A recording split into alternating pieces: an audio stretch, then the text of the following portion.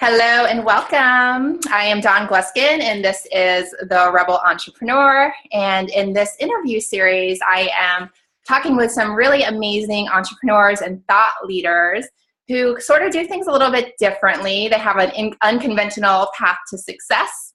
And today we have a very unconventional and very awesome guest, Dr.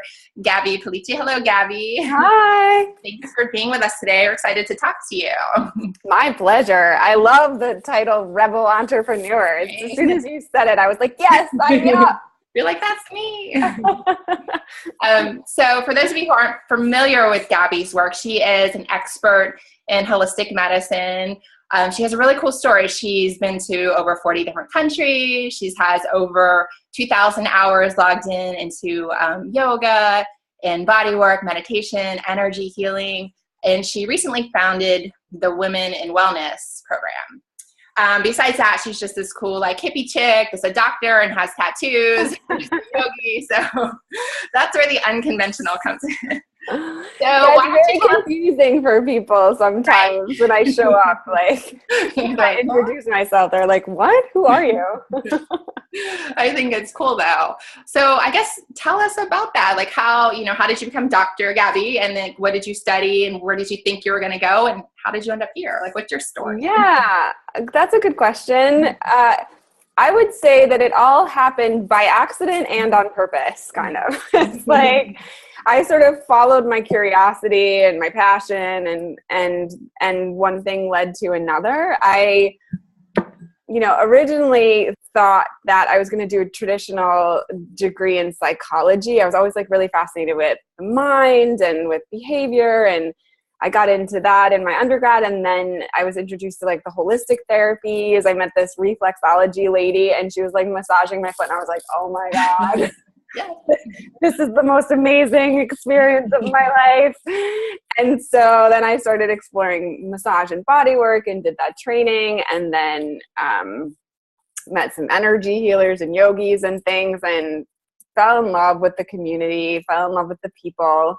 And I've always been really nerdy and intellectual. Like my dad's a physician, and there's like a lot of kind of professional people in my family. I've always been really nerdy, and I wanted to continue my education. I wanted to continue to study. I wanted to write books and all this stuff. So I found a really cool, unconventional doctoral program in the Bay Area at California Institute of Integral Studies. It was Transformative Studies was the name of the program, and you could write about whatever you wanted. So I enrolled in that program. The professors were amazing and talented and inspiring. And I said, I love this whole world of holistic health and mind-body medicine and yoga and meditation. This is what I want to write about. And they were like, okay. So I wrote my dissertation about women healers. I interviewed women doctors from all kinds of medicine, Ayurvedic medicine, Chinese medicine, shamanic medicine, indigenous medicine. I just wanted to be like, what's out there? What's happening? And I had women who had studied in South Africa and Peru and China and everywhere.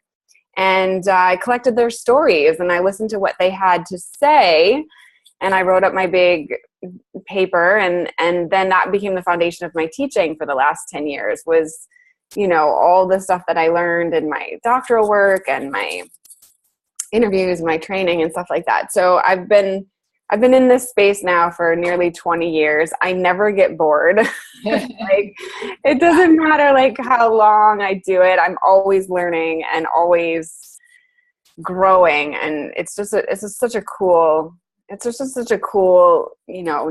and I love what you're doing, and there's a big need for it too, because I'm a yogi also, and so I know a lot of people in that space. I'm also a yoga teacher, and so I get it. There's a lot of people out there that have a lot of love in the work they do, and they want to share their gifts with the world, and they want to heal the world. They don't necessarily have the business chops, and they don't know exactly how to run the business side of things. So you've got you the study part, you had the healing experience, and you kind of mesh it all together, and you teach people how to like do what they're doing for a living and actually make money at it. So tell me a little about that Women in Wellness, how it was born and what you're doing. Yeah, I started back in like 2005, 2006. I started teaching, and I was teaching at yoga teacher trainings. I was teaching at a massage school. Then I started teaching at universities. And I've taught like thousands of students over the last 10 years. And it was really, my whole community and all the work I do now was born out of conversations that I had with graduates once they left the training or the certification or the university and they started to go out into the world to practice. They would call me, they would email me, they would text me and say, I don't know what I'm doing. I just don't what am I supposed to be doing right now? Yeah. And we in our culture, we don't have that transition piece, like that apprenticeship or, the piece that takes you from the study to the practice where you have like a mentor and you have someone holding your hand through that transition. We don't have that. We have, here's your diploma, have a nice day. Right. So I felt like I really needed to fill the gap there. And that's why I created my community and coaching and programs and stuff, was just to create something to support people. And inside of that program, were there specifics that you teach? Is it kind of like a broad everything you need to know to put yourself out there, or what do you find people need the most? Yeah, I created like a foundational course. It was sort of like a business 101. It was called Women in Wellness Career Training, and it covered like a little bit of everything. Like, okay, here's what you need to know about private sessions. Here's what you need to know about setting up workshops, and here's what you need to know about getting a speaking engagement. Here's what you need to know about publishing an article. I gave them I created this sort of like foundational course, which is actually the blueprint of my book, The Blissful Business Book, that I have on Amazon. It's like 100 pages. And in each chapter, there's there's exercises for you to do. And everybody tells me like, oh my God, thank God. Like, you've given me a map. Like, I knew I needed to do all these things, but I wasn't clear about, how to do them, where to start. And this gives you like step-by-step. Okay, here's where you start with social media. Here's where you start with the content you're creating. Here's where yeah. And it's a great foundational piece that can be like a guidebook. And so that's what the course is. And then when I taught the course the first time, there was a live component where we would do these Zoom calls like you and I are doing now, but with like the whole class. And they would get to talk about the homework and talk about what they learned and share their concerns. And that was like a magical thing that everybody said when they finished, that the best part for them, the most inspiring and motivating piece, was these conversations where they could really not only talk and share their experience, but then also listen to what everyone else was sharing and feel like they weren't alone, that they weren't like the only one in the world who didn't get it or felt scared. There's something about community, and we're all in this together, and we're all struggling with the same things. Because especially as an entrepreneur, sometimes you feel like alone if you don't have that guidebook or that coach or that community to help lift you up.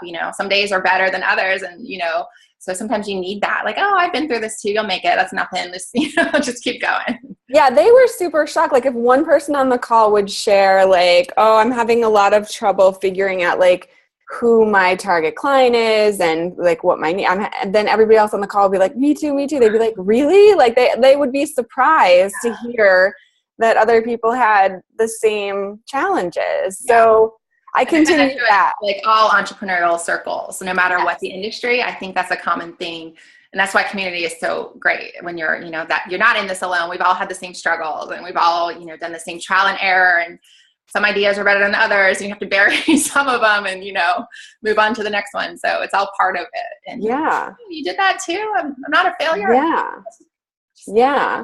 So when they told me that, I was surprised, because I thought that, more than anything, people needed the instructions, right? Like this is what you do. And it wasn't so much that they needed this is what you do. It was more about like, this is how you overcome your own insecurities and do it. This is how you, break through your fear of failure or your fear of success and show up for your business every day. Like, it was more about, the how, and less about like, okay, I need to set up my Facebook page and run my Facebook ads.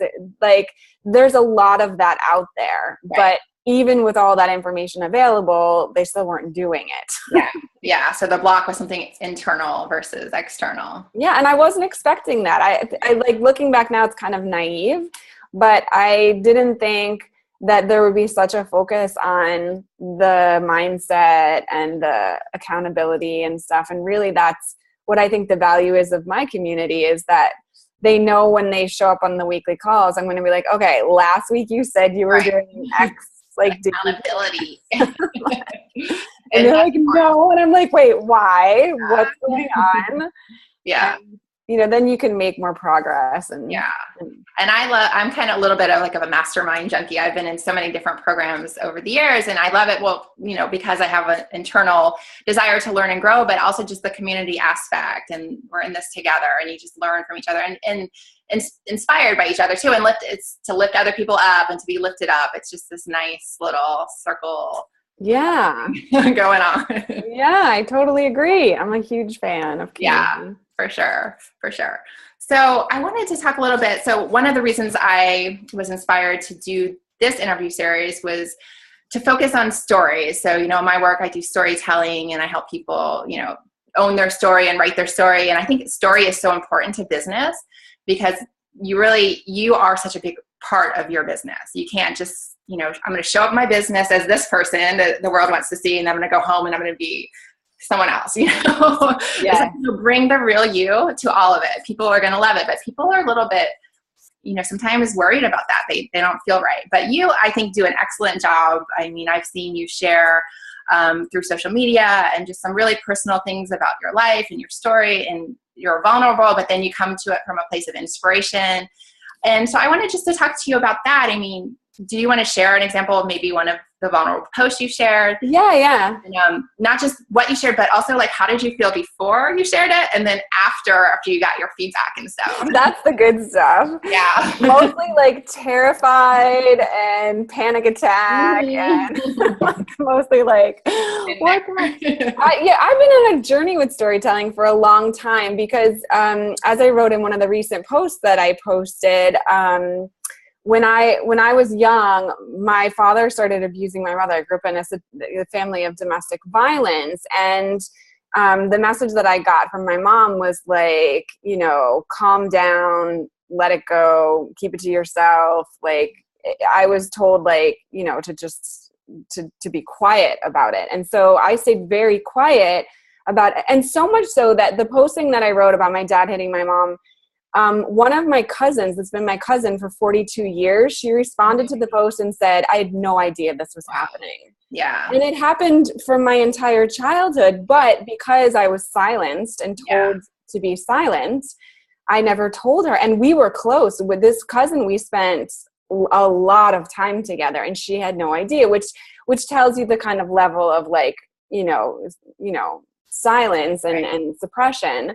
And then I found a writing teacher when I was living in Los Angeles who encouraged me to start writing some of my stories. And I started writing some of my stories, and just the floodgates opened. I wrote like 500 pages of stories. Oh, wow, that's awesome. About like my dad was an addict, and you know, I grew up in violence, and then like the series of adventures of my life that came after that. Stuff you had previously like suppressed, I would assume. Well, I was ashamed because, you know, like I thought that if anybody knew these stories, they would think that girl is crazy and messy and like I can't be trusted. Like I just thought that I would be rejected by the world if I told the stories because they were so, you know, just dark and violent. You have that fear of being judged for who you really are. Yeah.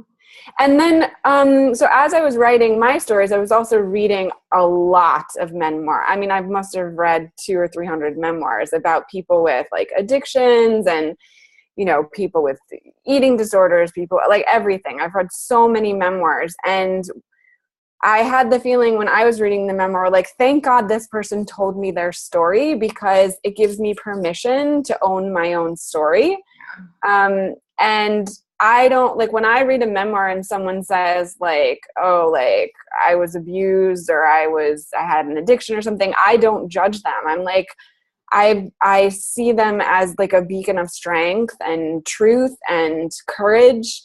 And so I was like, okay, so maybe I can tell like a little teeny tiny like bit of my, like maybe I could just put a little bit out there and see what happens. Yeah. And I would sort of put out like teeny tiny little bits, and people would say, like, that's so beautiful. Like that. Thank you so much for sharing that with me. And you're such an inspiration. And then it was like, oh, it like clicked in my head that they weren't going to reject me. Like they weren't going to shun me or, you know, tell me to, you know.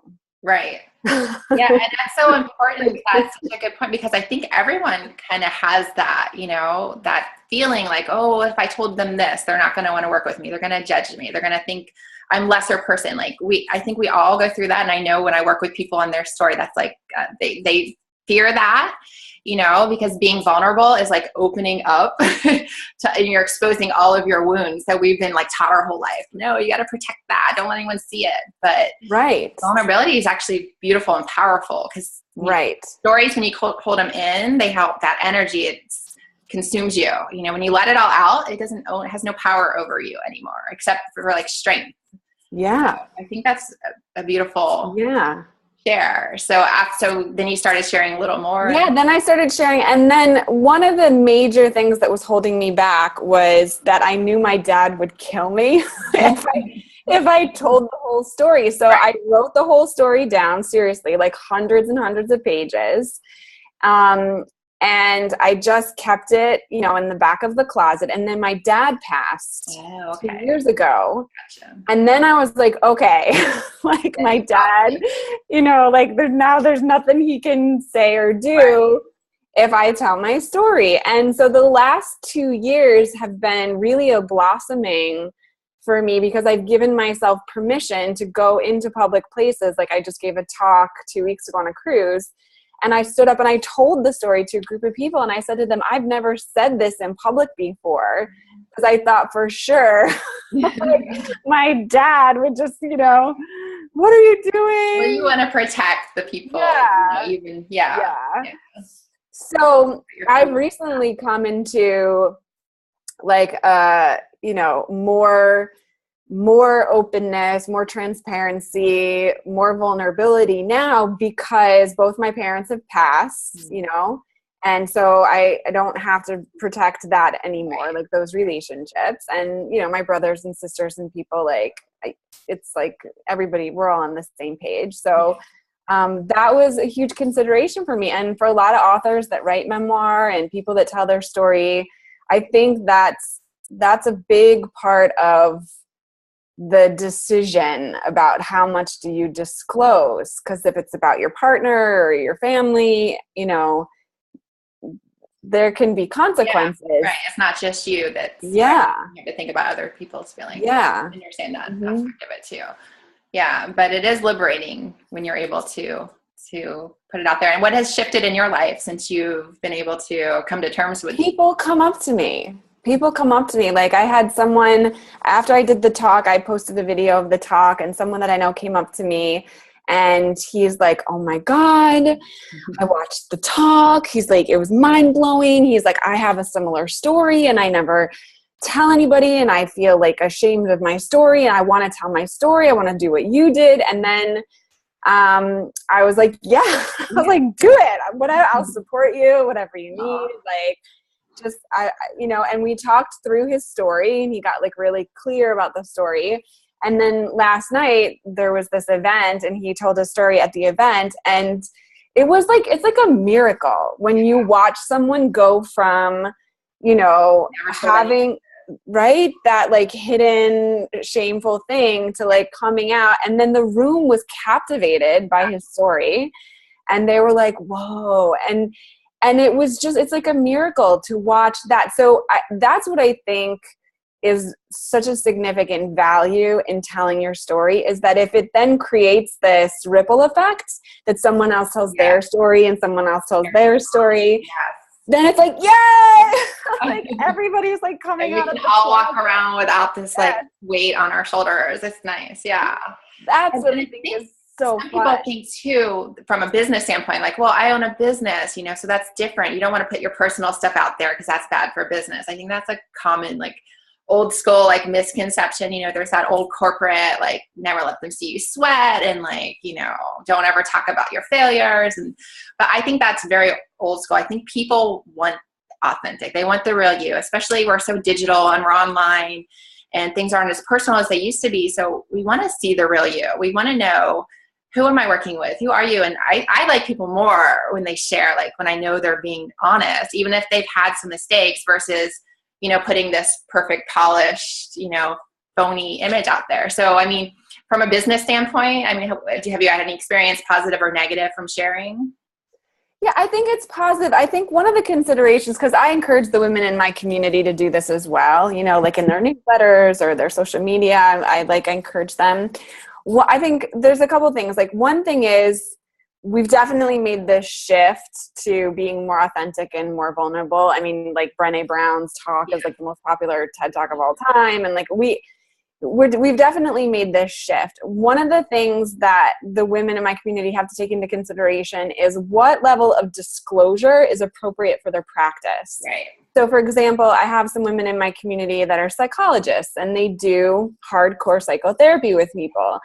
And I have some women in my community that they come from like an HR background and they do like more executive kind of corporate-y stuff. So the level of disclosure that they put into their business marketing materials and their social media, it's not that they can't be transparent or they can't be authentic, but the level of disclosure and the content needs to match the audience. Right.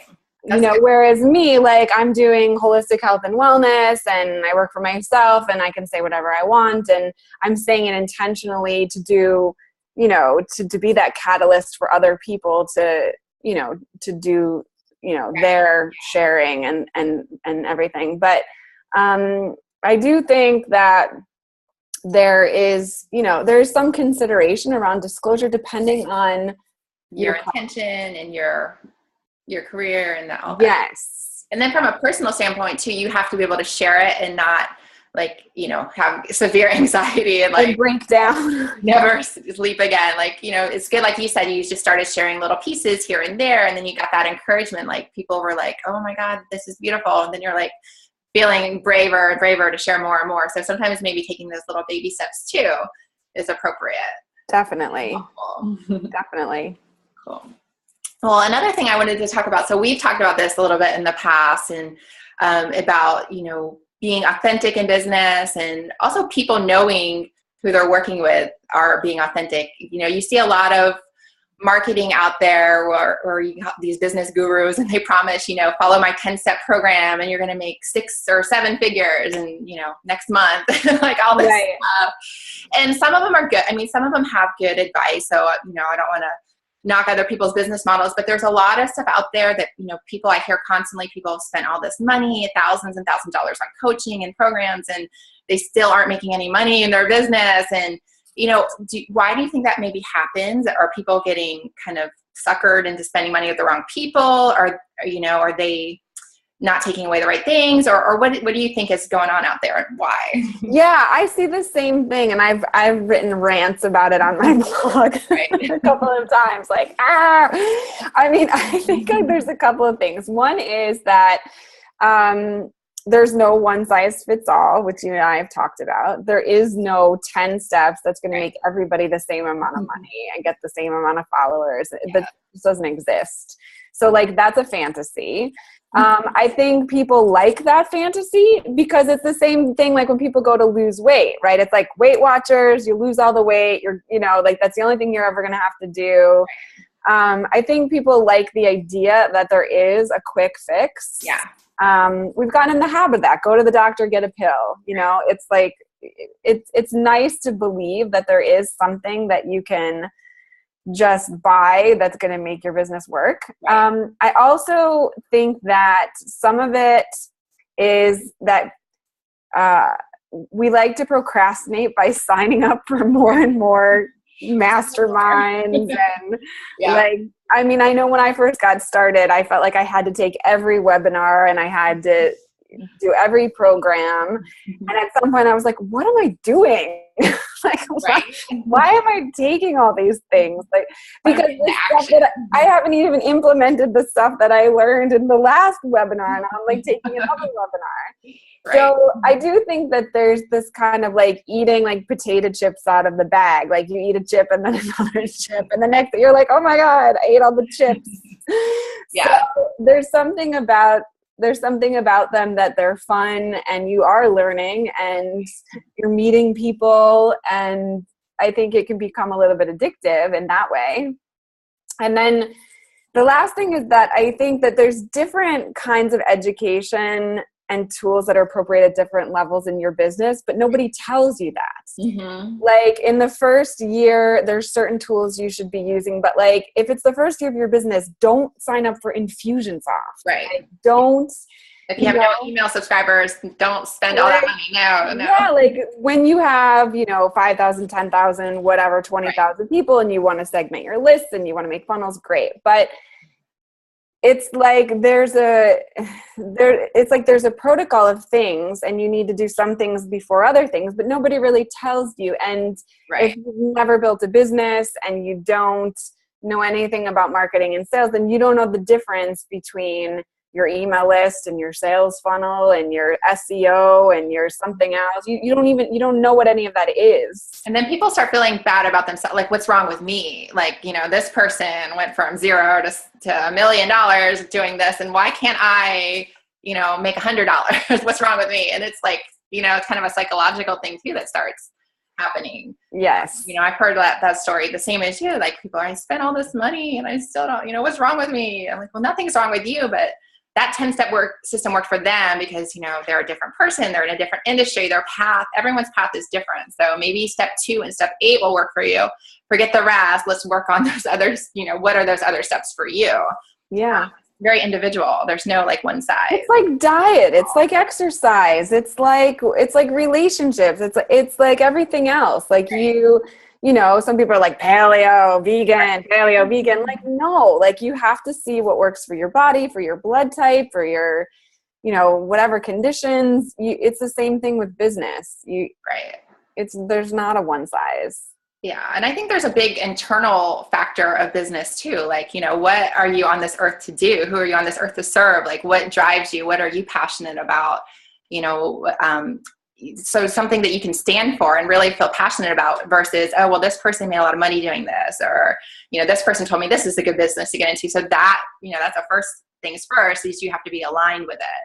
And then also to like check in with yourself for like, what should I be doing today? Is this a good partnership? Is this, and you only are the only one that has that answer. No business guru is going to be able, they can guide you, but you ultimately always have to make the decision. So people do that too, and also empower themselves that, this. That's exactly what I was going to say, that you can learn to trust yourself, that you educate yourself, inform yourself, surround yourself with, good people, and that you get to the point where you can trust, that you're purpose driven, that you have a mission, because you have to make unlimited decisions. Like, from the minute you get up until the minute you go to bed, there's unlimited decisions to make. There's nobody, giving you your like to-do list for the day or deliverables for the month. Like you are your own boss. And that's like, I've heard the term decision fatigue, like that there's like, oh my God, how do I decide all these things? It comes from trust. It comes from getting clarity and empowering yourself and trusting yourself. And I tell people that, just get out of your head a little bit and get more into your heart. And sometimes they look at me like I have 3 heads, like, what does that mean? But it's like that, like trust to get out of your head. Don't be so heady about it. Like, oh, is this the right decision? Just like take some breaths, get centered. Okay. And just feel your way through it a little bit. And that sounds really hokey, but it really works. If you can like develop a little bit of intuition and just trust, like you said, you'll be surprised how wise you are. That's what it's true. I totally agree. But on that same note, so one question I've been asking all the guests is, since not all business is one size fit all, so you might have gotten like the greatest advice in the world, but then you put it to use in your business and it wasn't such good advice after all. Can you think of any examples when that's ever happened in your business? Yeah, I think I was thinking about that when I saw, and I was like, oh, what bad advice. I think at one point years ago, it was maybe like 2008-ish.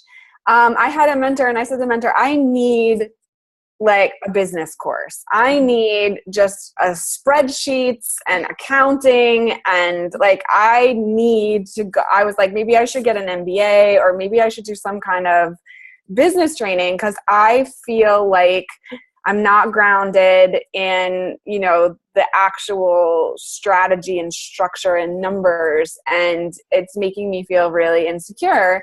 And he was like, you don't need that. Like, you just rely on like your creativity and your intelligence and whatever, because that wasn't like, that also wasn't his strength. His strength was like creativity and writing and, you know, all these other things. And he was just like, you don't need that. And in retrospect, I don't think that was good advice. Right. In retrospect, I think that it's very valuable to have a well-rounded education. So yes, if the majority of your strength is in helping people heal or doing great writing, or like, if that's the majority of your strength, that's amazing and you should cultivate that. But I think in order to have a well-rounded wheel that can keep rolling you forward, you also need to have a certain level of competency, you know, and skill in, you know, you need a little bit of business, a little bit of marketing, a little bit of sales. I mean, you need like a little bit of these other things, even if it's just enough to hire the right person. That's what I was going to say. Just enough to be able to interview somebody and understand their credentials and what they can do and evaluate that. I don't think you should just focus on your passion. I think that you should try to be more well-rounded. And that's good advice too, because I know for example, I tend to be more creative, and like I hate accounting, like anything accounting, like numbers, I just like go cross-eyed. But you know, I still know enough about it. Like I could do it if I had to. I could do my own taxes. I would hate every second of it. But it's important like to at least know enough so that whoever you're hiring the right person, you're asking the right questions, you can see the work after it's done, and you know, or even just be able to read your own financials to know, you know, where you're going, where you've been, and, you know, can't rely totally on other people. Definitely outsource your weaknesses, but still educate yourself enough to have a basic knowledge. That's really good advice. Yeah. That's been really important for me. Yeah. Well, I can't believe it, but our 30 minutes is just about up. So I wanted to make sure people know where they can find you, and if they want to get in touch with you or see more about your work, which they do, where should they go? Yeah. So you can go to my website, women-in-wellness.com is the easiest way to find it. It's also my name, GabriellePolici.com. It'll take you to the same place. And you'll find a lot of really cool stuff there. Like, first of all, I have a podcast, a Women in Wellness podcast with like 75 amazing interviews. You'll love all of them. It's all really good advice.